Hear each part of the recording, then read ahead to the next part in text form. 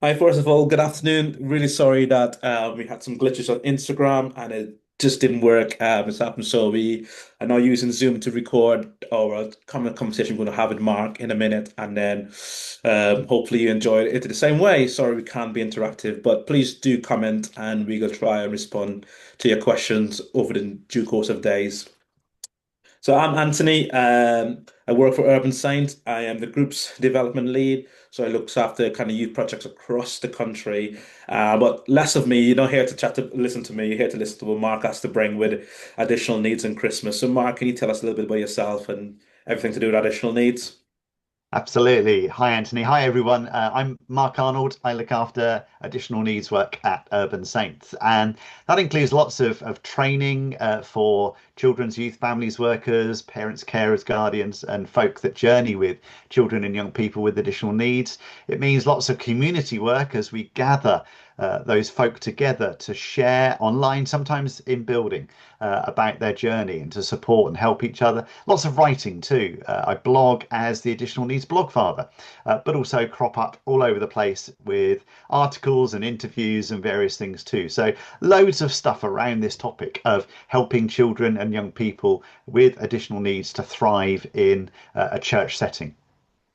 Oh, fantastic. And Mark, how long have you been doing this job for? Well, I've been doing it full time for nearly 9 years now, part time alongside another role before that. So overall, probably about 12 years. And in that time, we've reached loads of people. Over 20,000 people have been trained. And we know from research work that we've done that each of those people, on average, supports at least two children and young people with additional needs. So, that's well over 40,000 children and young people that are better included and supported in their groups and churches, which is great. Yeah, fantastic. I think it's amazing. I do work with some children with additional needs in either in school or something come across my youth project. And I've done your training, one of your trainings, and it's been amazing. Really helped me kind of understand a little bit more with different aspects of additional needs because it's not a one size fits all. Mm. So I want to know, what do you mean when you say additional needs in the church setting? What are you trying to get at? Yeah, what is that? What does that look like? Well, additional needs is a broad topic. It covers all areas of disability, mental health conditions, all kinds of things that mean that a child or young person might need some extra support in order to be able to learn and develop and thrive alongside their peers in whatever setting they're in, and that includes in church. In different parts of the country, this is called additional support needs or additional learning needs. And those are helpful descriptors for us as well to understand a little bit better this big topic that we're talking about today. Fantastic. No, that's really good. And Mark, what are some of the barriers that children and young people with additional needs experience in church? I think there are lots of barriers that children, young people, and their families can experience in a church setting. They really broadly fall within one of three areas. So there's the place that we meet, the Okay. building that's the centre of our activity, and so that can be all the things that you might expect that would be on that list, like loud noise, a big echoey space packed with lots of people, strange smells, different lighting, all kinds of things. And it can even be the basic things that you'd probably expect to see on that list, like maybe a ramp for a wheelchair user to get into the building itself, or toilets that are accessible for disabled people. So there's lots of stuff around the building, the place that we meet. But then there are program barriers too. And those program barriers can be things like unexpected changes to the program. So if a child or young person's used to things working in a certain way, they're familiar with that, but then all of a sudden it changes and they weren't warned about that. Then that can be difficult. But also, the things that we say as well, and just sometimes we can use language that can produce barriers for children and young people with some of the sort of church language that we can all too often fall into. Even things like, my pet peeve, which is when a worship leader says, "Let's all stand and worship." I got two problems with that. First of all, not everybody can stand, and secondly, we worship all the time. It's not just when we're singing, and we don't have to stand to do that. So that can be a pet peeve for me. Just as an aside, my preferred terminology for that would be, let's continue to worship. Please feel free to stand, to sit, or to dance in the aisles, whatever works best for you, because God really doesn't mind. And then there are people barriers, and those people barriers can be the expectations that people put on children and young people with additional needs. Things like having to sit still, give eye contact, just simple things that can actually, for those children and young people, be really hard or even impossible for them to achieve. Every church has got a hugger, haven't they? Somebody Yeah. that usually they're on the welcome team because then they get to hug everybody. But for example, for an autistic child who might have a sensory sensitivity to touch, that can be their worst nightmare. Yeah, whether it's the place we meet, the programs we run, or the people that we bump alongside, those barriers can be very real for children and young people with additional needs. Uh, That's some really good stuff there. I definitely can relate because even sometimes since I did your training, I try in my own church, I have to think of put my mindset into how could what I'm doing affect those things. So for example, this Sunday I'm leading the service, I'm looking at kind of my slide to make sure it's the right kind of colors and the colors clash and all that. So, I learned that through your training. Before then, I just didn't. I was just put any random colors together. So there's really good stuff. But in terms of kind of Christmas, obviously we're coming into the Christmas season. Well, I've been celebrating Christmas for the last 3 months, I think, and I love Christmas. I'm just wondering, is there any barriers for young people in this season that they experience in church? Anthony, you celebrate Christmas all year round. I do. Yeah, I There love is it. no stopping and starting. It just carries on. But yeah, to answer that really good question, there are extra barriers that children and young people with additional needs can experience over the Christmas period, and some of them link into what we were talking about just now. There's loads of change, isn't there? Everything's different. There are changes to things like church services, maybe youth group and children's group meetings. There might be parties. There'll be, lots and lots of change there that can be difficult for a child or young person with additional needs to cope with, especially if they aren't aware in advance that those changes are happening. So they're expecting one thing and they walk into church or into their group and it's totally different from what they were anticipating. That can be really hard.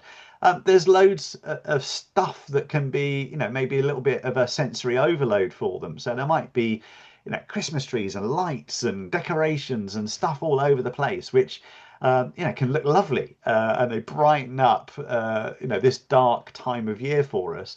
But again, that can be sometimes overstimulating for some children and young people, and can be therefore, a bit difficult for them as well. And then there's just the things like people that they only see once a year.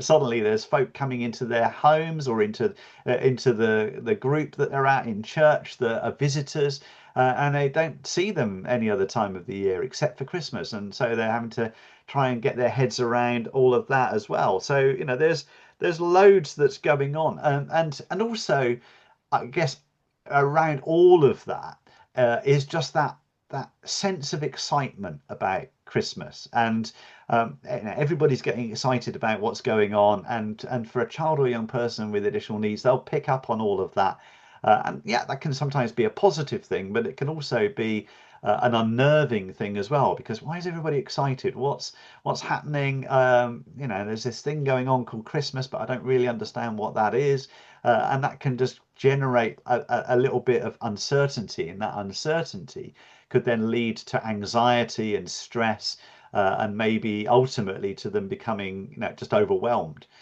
with it all. And so, yeah, that can be really hard for them as well. So, yeah, there's just a few things, but yeah, there's lots around Christmas that could be hard for children and young people with additional needs.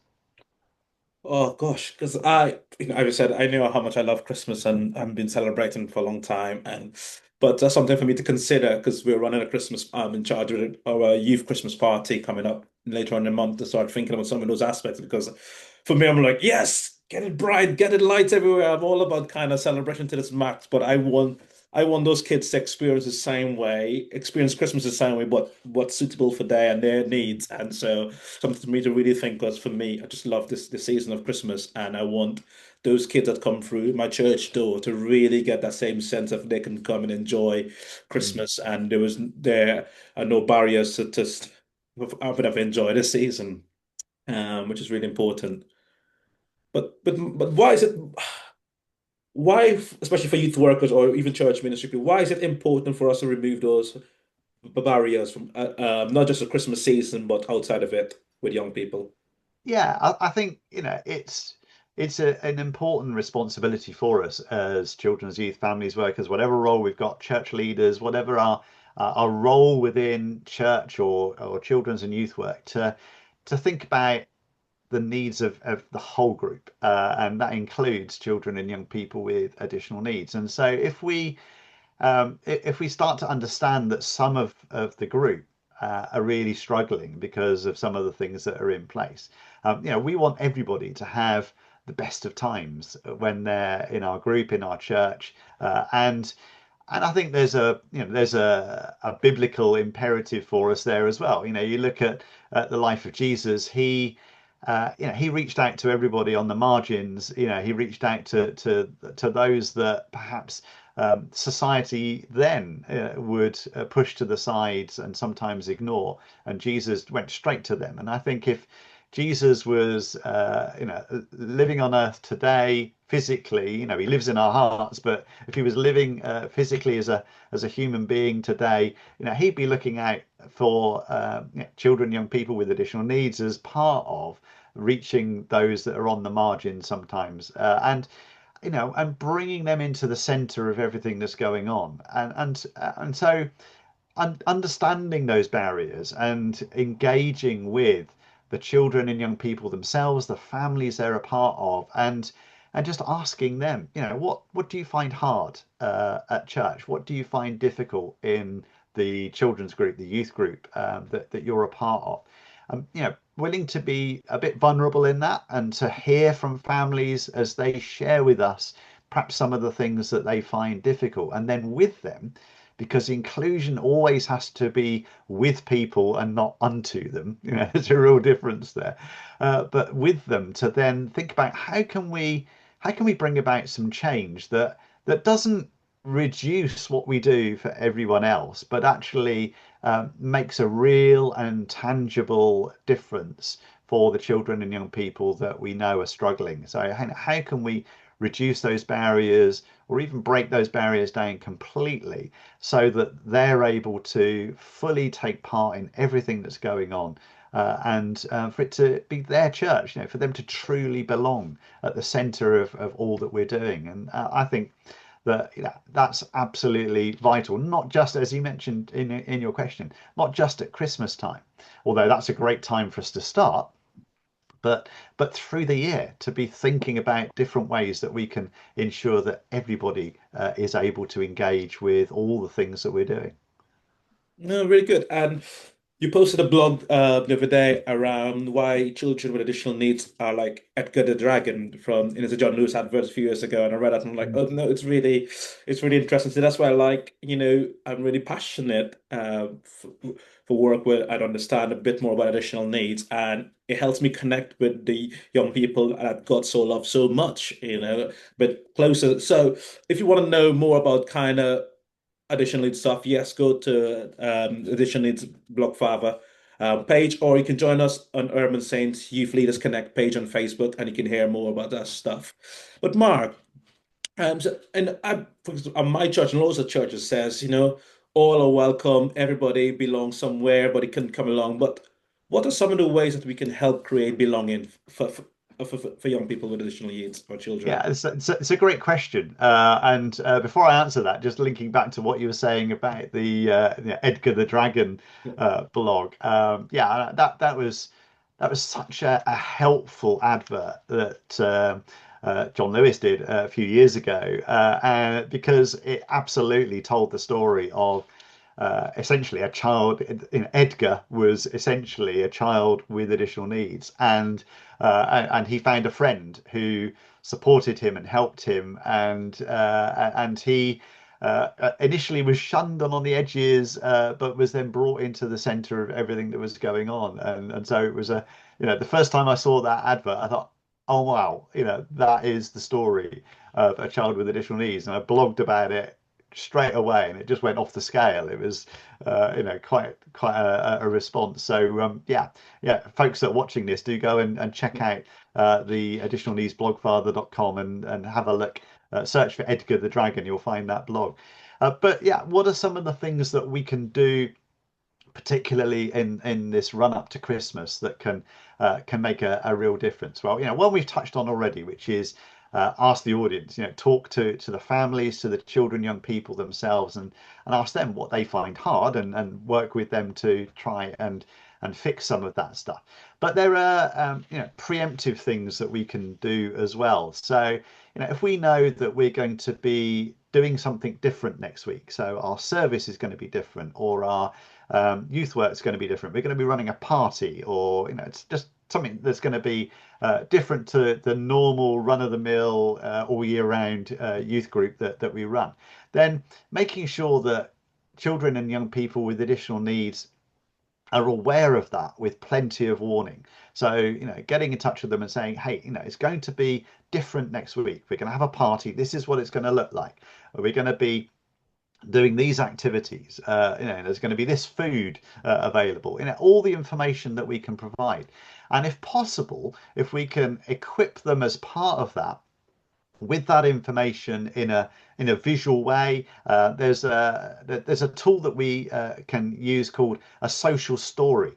And a social story is taking a concept, an idea, an event, maybe it's a Christmas party, and just maybe on one side of a sheet of paper, putting some photos of what the party might look like, putting some appropriate symbols that help to show a child or young person that might communicate using symbols what's going to be happening at the party. Just maybe a little bit of text, just to help them understand the running order of what the party is going to be like, so that they've got all that information in advance. That can really help them to then process and prepare in advance, so that when they come to the party, they've got a better idea of what's going on.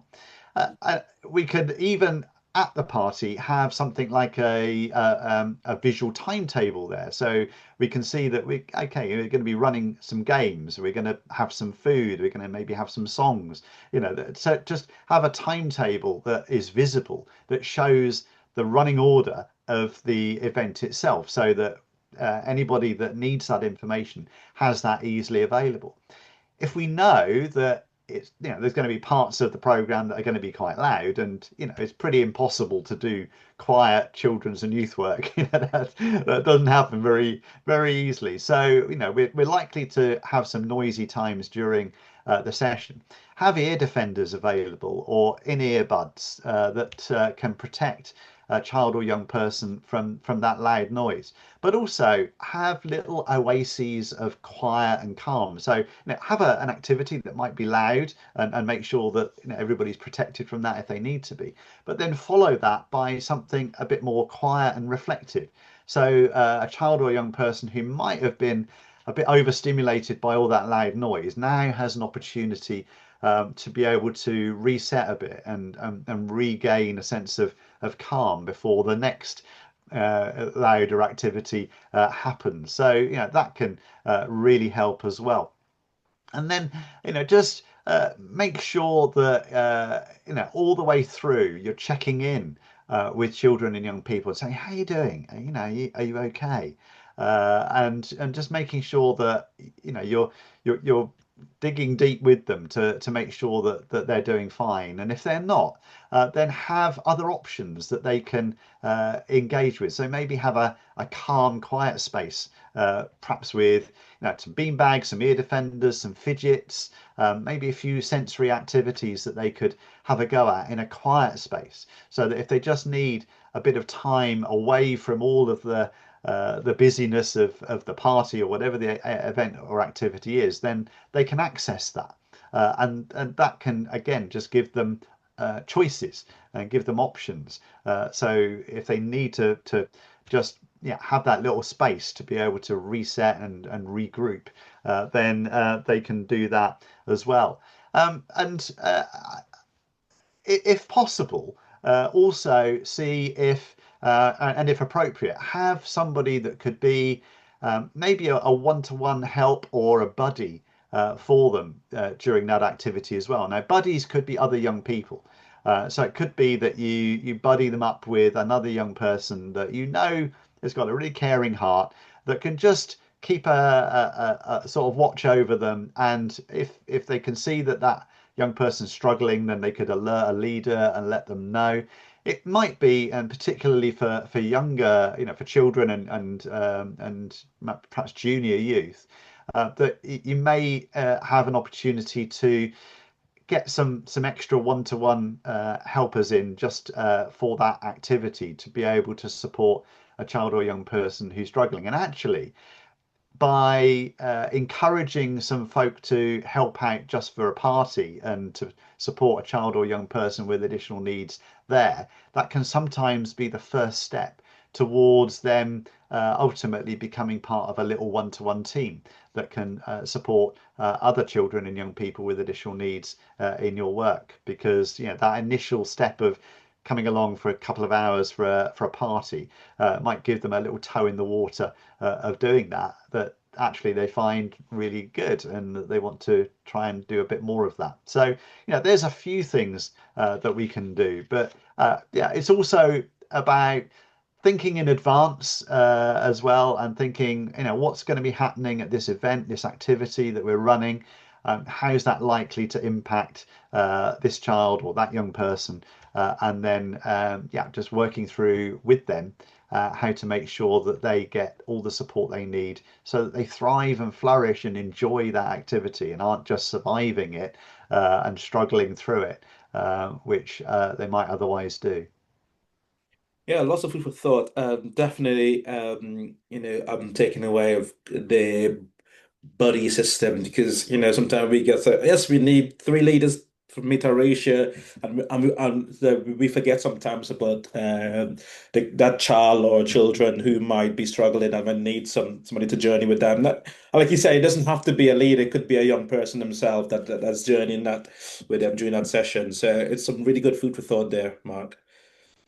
Um, so as I say, I just love Christmas and all that sort of stuff. I'm thinking about the nativity at Christmas, and that can be carnage and chaotic and crazy. But how can we build belonging for children, young people, additional needs over the Christmas season, especially in our church and stuff? Well, I think nativity's a great place to start with answering that, because sometimes as children's leaders particularly, because if we're doing a nativity, it's probably going to be more at the children's end of things.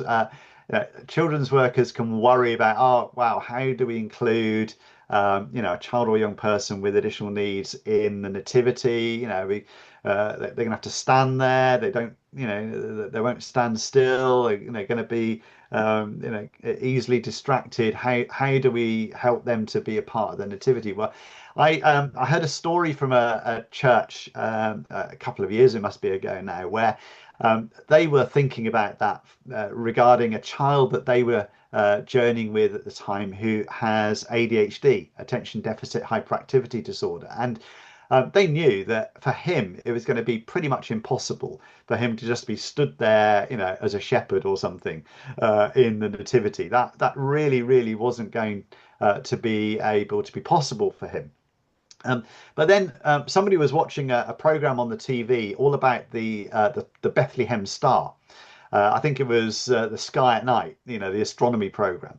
And in the Sky at Night, they were looking at all the different possibilities of what the star, the Bethlehem Star was, and their conclusion, whether it's right or not, I don't know. I'm not an astronomer, but their conclusion was that it was a comet. And the person from the church, the children's worker from this church, realised that comets move. So actually, doesn't matter if this child's running around because they're being the comet, they're being the star. So this child was given the role of the star and given freedom to run around as much as they wanted to, because that's what comets do.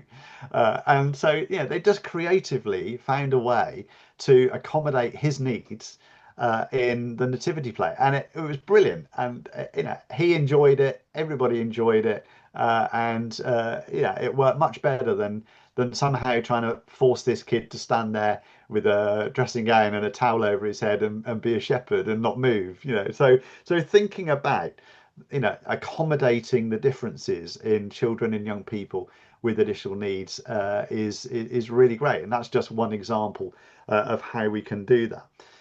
And just making church a safe place for every child and young person. I heard a story of a young person called Timmy. So Timmy is autistic. He has learning difficulties. He's got sensory sensitivity, and at his church, and especially at Christmas time, they would. In the run up to the start of the service, they'd be giving folk all kinds of food and refreshments and stuff, serving all kinds of things. And so the entrance to the church was absolutely packed full of people, all eating, their mince pies and cake and drinking their tea and coffee before the service started. And that would be when Timmy and his family arrived. And from that moment onwards, Timmy would start to become overwhelmed. And so as a church, they thought, okay, how can we work with Timmy and his family to make that whole process work for him? And so again, doing inclusion with and not unto, they got alongside Timmy and his family. And what they decided was, actually, if Timmy and his family arrived just after 10 o'clock, there'd still be folk there to greet Timmy and his family when they arrived, but they were trained to not come rushing up to Timmy and loudly welcome him and give him a big hug, because all of those things would be really hard for him. But they were encouraged to quietly approach Timmy, offer a high five, because Timmy likes to do that, quietly greet him, then let the family get whatever food and refreshments they want. Timmy would then be given a pair of ear defenders so that when he walked with his family into the worship area, he was protected from the loud noise of the worship band that were kicking off in there and up to 11 on the dial. And then they would be able to go to the reserved seats that were there for them, because at Christmas time, our churches can sometimes be absolutely packed and it could be standing room only. Yeah. And being able to sit in the same place that you always sit may not be possible, but they made sure that was possible for Timmy, because they put some signs on some seats to reserve them for Timmy and his family. And I love the wording they used, because usually we'll just put a sign that says reserved, and that's as far as we go. This church, on the seats, there was a little sign that said, these seats are waiting for Timmy and his family. And I loved that. I thought that was great. And so Timmy would get there to those seats that he was familiar with, and there on those seats would be some things for him to do. So there would be perhaps some a colouring or a word search, things that he really enjoyed, but that linked into what he'd be doing when he went into his session, sort of 20 minutes in to the service. There'd also be a little visual timetable that would show him what's happening now, what's coming next, when he's going to be going into his session. All of that was left there for Timmy to really support Timmy and equip him to thrive and to truly belong at the heart of everything that's going on. And it transformed church for Timmy, not just at Christmas time, but for all time, because that happens all the time for Timmy now. And it means that instead of becoming overwhelmed, which he would often do in the past, now he really looks forward to coming to church. And that started with how to make sure he and his family were looked after and cared for at Christmas. So this stuff really matters, and none of those things are particularly hard things to do. All of us can do those. And actually, the interesting aside is that none of it makes church worse for anybody else. Sometimes there can be this myth that, if we put changes in place to include kids with additional needs, then, we've got to change everything, and that's going to make things difficult for people. We've been doing it this way since 1857, and so yeah, but actually Timmy's story shows us that that actually putting those things in place helps that child or young person and the family they're a part of massively, but doesn't adversely affect church for anybody else at all. In fact, everybody benefits, because nobody wants to see Timmy struggling. Everybody wants to see Timmy doing well, and that's what they now see. Oh, brilliant. We know we only get a few minutes left. We've got about 6 minutes left. I got a couple of things I want to ask you because I took away kind of Anna, actually. We got a question here around kind of inclusion. What is the benefit of having an inclusion champion at church? I know I've been in your training. You talked about that, about having an inclusion champion at church and in our Mm. group setting that to help us understand a little bit more. So can you just give us a brief on that? Yeah, so an inclusion champion is somebody who leads on this, who makes sure that the needs of the children and young people with additional needs and their families are thought through. So it's a focal point. It means that families can know who to talk to in order to get the support they need for their child, but also it's somebody that can talk to our worship team or our welcoming team or our children's or youth teams or our leadership team, to help them to work through this and think about how to make sure that what they're doing breaks barriers down rather than building barriers up. It also means that it just, things like staff team meetings for the church, that voice is heard, and somebody is there who can speak for families of children and young people with additional needs. And having an inclusion champion doesn't mean that it's all down to them. It's all of our role to make sure that everybody is thriving and belonging. But having somebody who is the focal point for that means that it stays on the radar, it keeps a focus, and it means that, yeah, real change can then happen in churches. I know churches that have increased the number of children and young people with additional needs they're supporting and the families that they're a part of tenfold, because they've got an inclusion champion there who's supporting them and helping the church to bring about the changes that are needed for them to thrive. No, that's really good. Really good to have that conversation, understand it. And obviously, if you want to know more, please do reach out to us and we can kind of guide and help you with that. But before Mark finishes and he prays, if you want to head over to our website, www.urbansaints.org, and if you go to community tab, you can sign up there through to our Facebook page, and then next week on the 9th of December at 12 o'clock in the middle of the day and 7 p.m., Mark and Anna will be there talking a bit more about kind of Christmas and additional needs. You want to come along to have a more relaxed conversation. So bring your lunch, a cup of tea, whatever that may look like, and have a conversation. And then in January, we have a hopefully we'll figure out our Instagram live a bit better, and we'll have our next Instagram live on the 6th of January with myself and Anna. But if you want to join our mailing list and understand more about what we do and how maybe we can help support you in your journey, head over to our website at Urban Saints. And then I think on the 15th of December, Mark, you can correct me if I'm right, we have and, a, a webinar about additional needs. Can you give us a brief on that? Yeah, so we're doing a webinar, and you'll find details on the website for that. But yeah, the webinar is all about being an additional needs practitioner, somebody a bit like that champion role that we were talking about just now. So if you want to know more about how to champion children and young people and the families they're a part of with additional needs in your church, in your group, in your setting, then yeah, connect in with that webinar on the 15th of December in the evening. And yeah, we're just going to spend a bit of time, bring a mince pie, bring a cup of tea, and we'll just engage with that topic in a bit more detail and think about some of the things that role can bring to a church or a group. So yeah, do be a part of that. And also, if you want to know more generally about the stuff we're doing in our additional needs ministry at Urban Saints, then go to urbansaints.org/additional needs, and you'll find everything you need to know there, including how to sign up for training or to access any of the other work that we're doing in that space. Oh, brilliant. Thanks, man.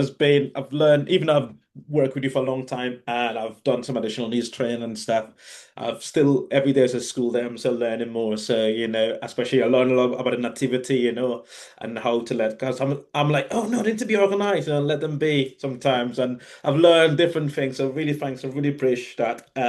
Once again, apologize that we weren't live and we had some technical hiccups, but we wanted to make sure that you don't miss out to hear and learn about how we can help more young people and children with addiction, because that's what God's called us to do, to love one another and look out for those who may need some support, and how we can best bring them into Christ-centered through their own needs and their own unique ways of bringing that.